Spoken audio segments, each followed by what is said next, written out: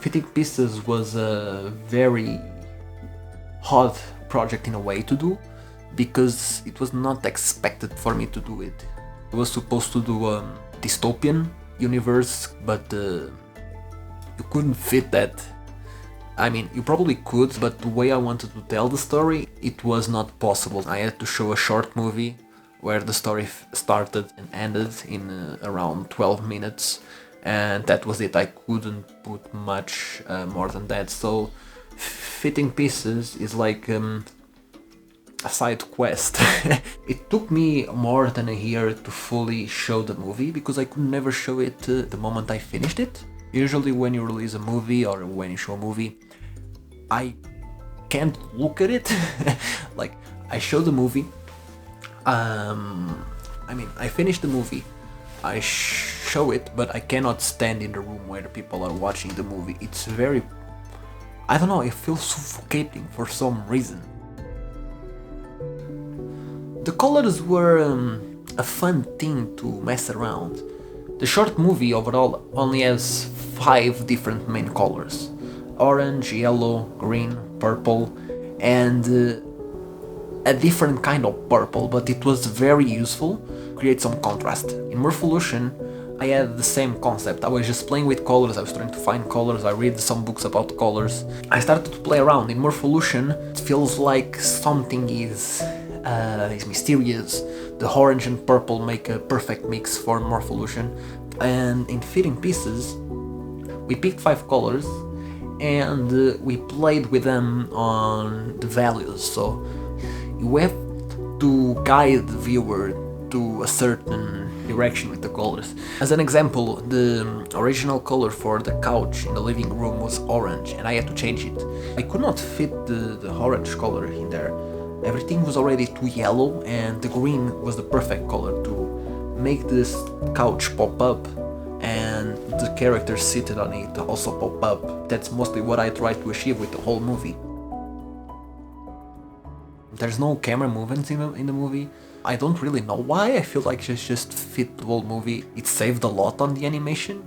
It was very painful to do some shots if they wanted to move. There's like a top view where they're both building the puzzle. If I had to move the camera in some perspective, it would put me in a very tough spot to animate all that. And considering that I did a lot of overwork on the animation, that full shot where they both building the puzzle, it took me the full day. One other shot inspired in Howard Hawks movies. I love Howard Hawks, by the way, and Howard Hawks has this particular way to film his characters interacting with one another in certain environments, and where both characters are in a kitchen, the female character is making the tea and she's moving around a bit in the kitchen. The male character comes in, joins her. That whole perspective was very hard to do. It took me more than 2 weeks to fully achieve what I wanted to achieve. I had to record myself trying to do that perspective shot, because it was not easy to do that out of the blue. In animation, you have to have some kind of reference to animate it. You cannot move your hand like this or in a very particular way and not have some kind of experience on how to animate that particular movement of the hand. And that was it. Yeah, that was it for the perspective shots, I think. The scene in the park where she starts laughing and you cannot use the laugh.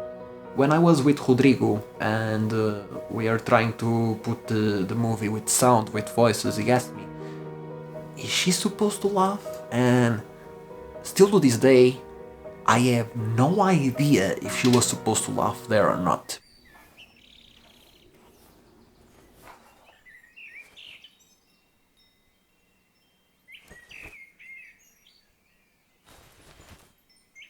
For some people, when we show them, it was odd.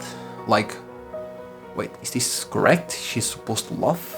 I still don't know, but if I put her laughing, it would be weird, because they don't make any noises, and every noise they make is replaced by a sound effect.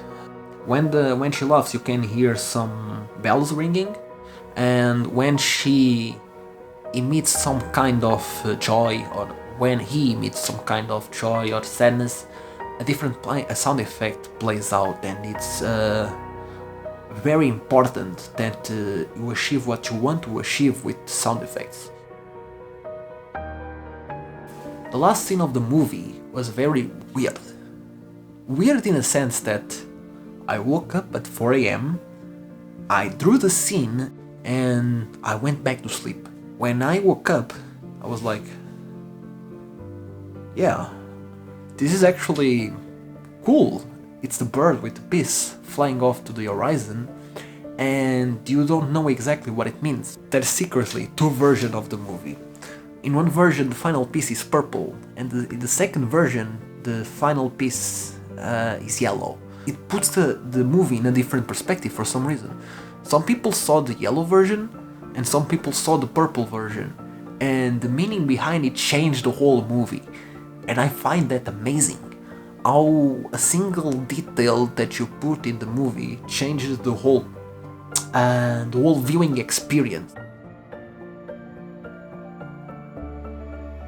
Some earlier shots of the movie had to be reanimated, because the more you get into the characters, into the movie, into the style that you want to put in the movie, the more you realize that, oh, these shots that I did are less detailed than the ones I'm currently doing.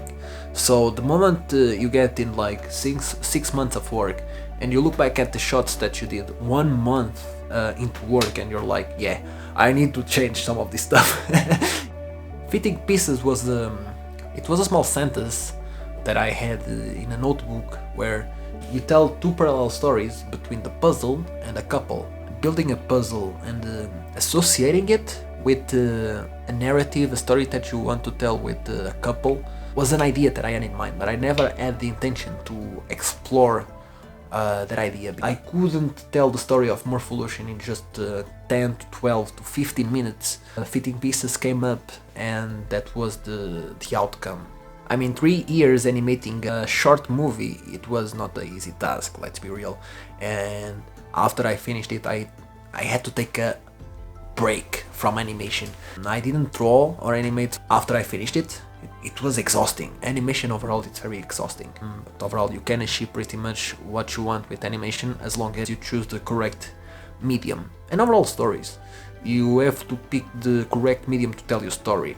You want to tell that story in an animated form because it feels like it should be told that way. Same way you tell a story through a TV show, or through a movie, or through a video game. You must pick the correct medium that you want to tell the story.